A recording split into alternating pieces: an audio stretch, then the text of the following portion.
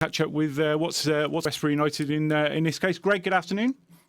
With Westbury United in this case. Greg, good afternoon.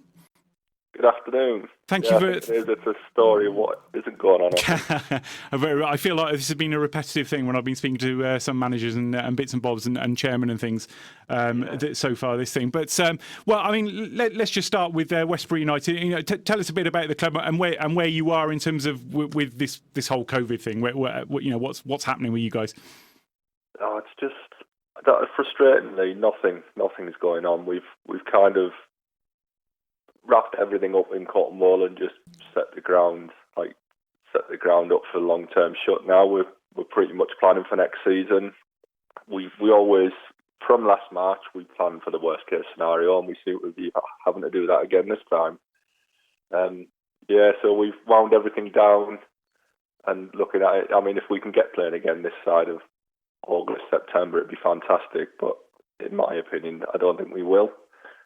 I think we might get a few friendlies in over the summer, this side of the summer, but no, I can see us now wound down. So we're speaking with the groundsman, seeing if we can get some early pitch renovation work done and take advantage of the weather early in the summer when you've still got a bit of rain about. But yeah, not much football, I'm afraid. Is what we're all here for. No, absolutely. That's been the case with plenty of clubs, etc. We've spoken to. I mean, obviously the Tool Station League, and officially it hasn't been called off yet. But I mean, you're not the first person to say this, but you definitely think that's going to be it for the season for you guys. Yeah, we had the FA's questionnaire go out. I think it was last Friday was the deadline for all clubs at step 5 and 6 to respond. We responded to null and void the season. We don't think going on in the next season for this season is possible with things like registrations and clubs higher up where you've got player contracts to consider.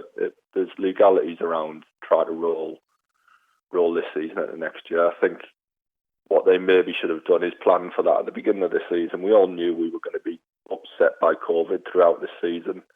We didn't think it was going to be this bad, granted, but they should have maybe put provisions in place where registrations, affiliations, player contracts can be rolled over 2 years due to health events or something like that. But they never, so I think it's inevitable that they're going to have to call an end to this season again, which is really sad, really.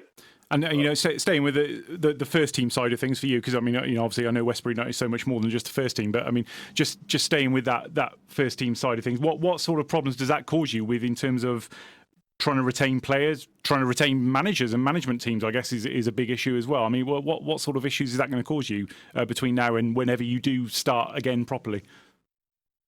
We've got a real tight bunch of lads, and predominantly a lot of them are friends off the pitch, and that's where we had a manager change.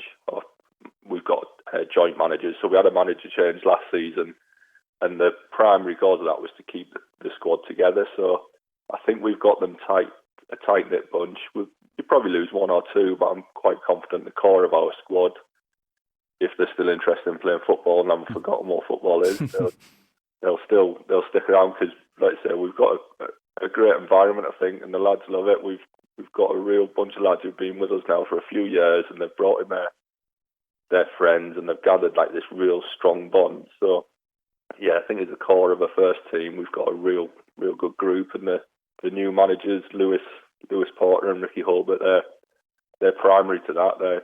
They've really galvanised the squad this season, even though it's been a tricky year sort of thing. I mean, tell us a bit more about the management team, Lewis and Ricky. I mean, obviously they themselves have been around sort of local football for quite a few years, haven't they? So, just tell us a bit more about them. Yeah, they won't mind me calling them legends of this level of football. Ricky's played high end. Lewis has played Western League.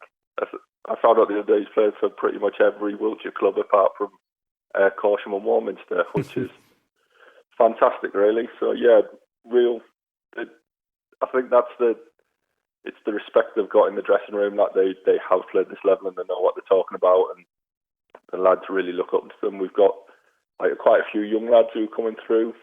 Callum Demkiv, Ben Griff, Will Thompson. I think they really look up to these two as players they've played in the same dressing room as, and now they've gone on to become their managers. I think it's really, really positive for us that we've got this real good blend of young and experienced players who really look up to the managers.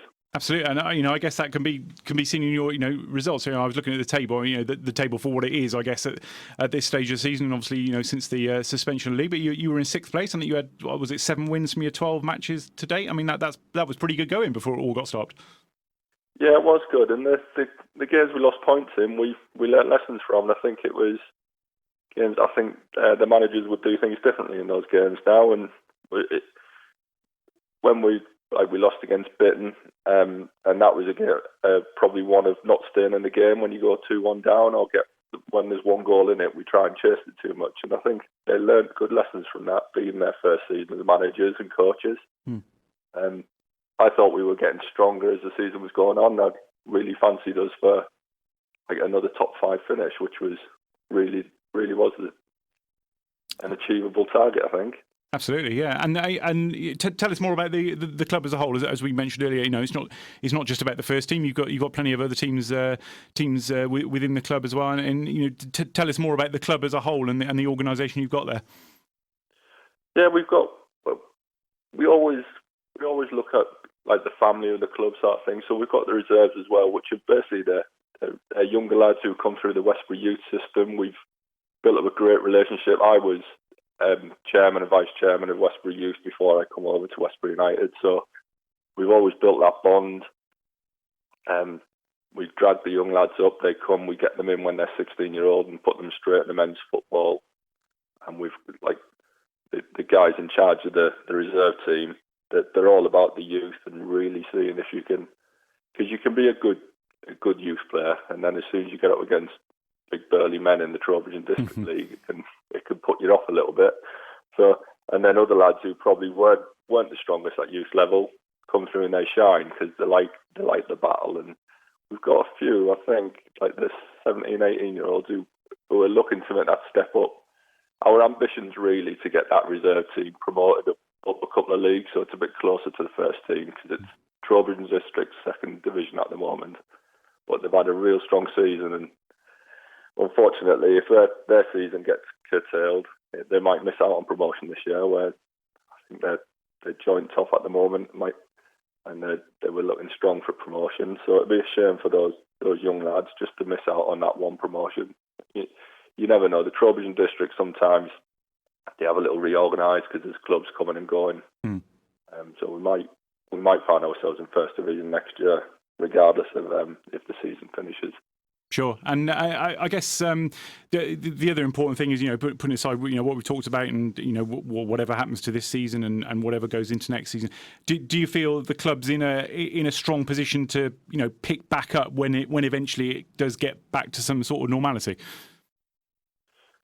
Yes, the worry is that this goes on so long and people forget about the drumbeat and the rhythm of coming to spectate and watch football. We're good if we're not playing football. It's not really costing us much. Our bills, we own the ground, so we've got no rent to pay. There's no bills, no real overheads apart from your insurance and the heating to stop the place from freezing and stuff like that. So the ground pretty much, once it's mothballed, costs us not much to keep ticking over. So financially, we've got all the money that we've received from sponsorships this year. We've got that ring fence that's directly for improvement of the ground, improvement of the pitch, and player travel expenses and stuff like that. It's not to be spent on bills and electrics and stuff. So yeah, we should be. It's just if we get back, and we're kind of in this a super position at the moment where you don't know what the football's going to look like when it comes back. And are we going to get the fans every week? The worry, I think, from my personal point of view, is if we get the tick, say we're in lockdown until May, and then they try and get the season going straight away, June, July. People haven't had the time to relax and get out of the lockdown. No one's had a holiday for the last year. So you've got to think about the humans that are involved in football and the volunteer workforce we've got and the players. We we kind of could do with just in September, regardless of when we get out of this. If we null and void this season, let's not rush back into it.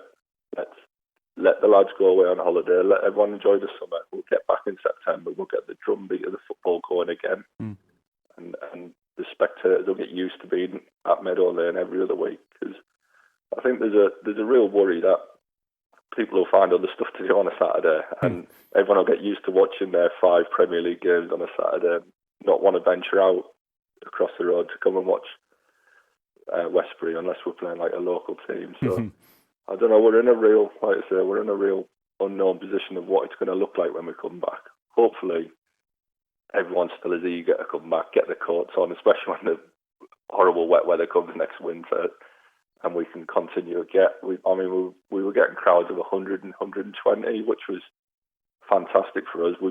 Over my time at the club, we've constantly improved the attendance, which I'm just hoping this doesn't affect it too much, because that's what we build. That's how we can build the team on the pitch, is by getting those good attendances and being well supported. I guess in many ways the volunteers and people like yourself, involved with, they're the lifeblood of these clubs, aren't they? And in many ways, almost the hard work for you guys is going to start when we start emerging from this, isn't it? To get that interest back going and to get people thinking about coming to watch you guys play and getting involved in the club again. Absolutely. I mean, the club doesn't stop. We've still got the flow of our volunteers. We've still got Terry Butch Morgan badgering away, getting a sponsorship for next year. We've still got the guys going down. I call them the old boys, but they tell me off every time. They go down there most weeks. I don't think they are at the moment because of lockdown, but they go down, look after the ground, tidy up, potter about, paint things, keep everything looking spick and span. And I'm sure anyone that's been down Meadow Lane this season will appreciate it. It looks better than it has done for a long time. Everything's getting a fresh lick of paint, getting kept clean and tidy. And then there's just like myself and the secretaries just keeping the admin side of things going. It does just still need ticking along.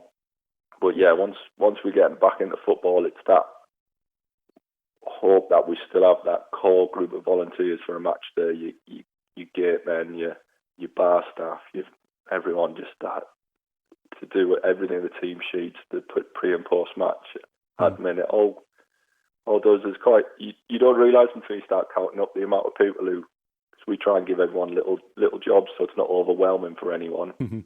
And just hopefully we've still got all these people willing to help and willing to put their 1, 2, 3 hours a week in just to help keep the club moving once we all get back to normal. And finally, I mean, sort of dip back into the Toolstation League, if we. I mean, the overall sort of outlook for that league. I mean, I guess there is a reality that we might get out the other side of this, and some of the clubs that are in there might not have survived. I mean, that is unfortunately the sort of start reality in many ways, isn't it?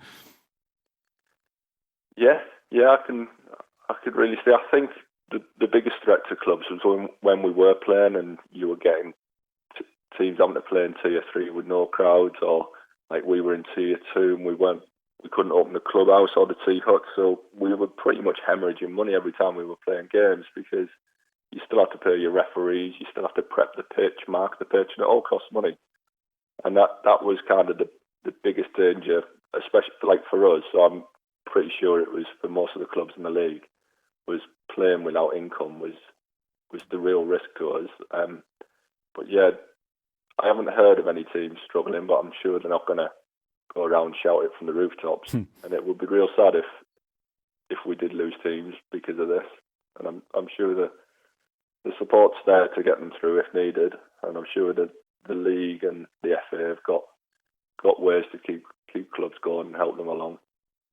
Absolutely. Greg, I really appreciate your time this afternoon. Thank you so much for coming on to talk to us. I hope one day when we talk again, hopefully we'll actually be talking about matters going on the pitch and more success for Westbury United that way.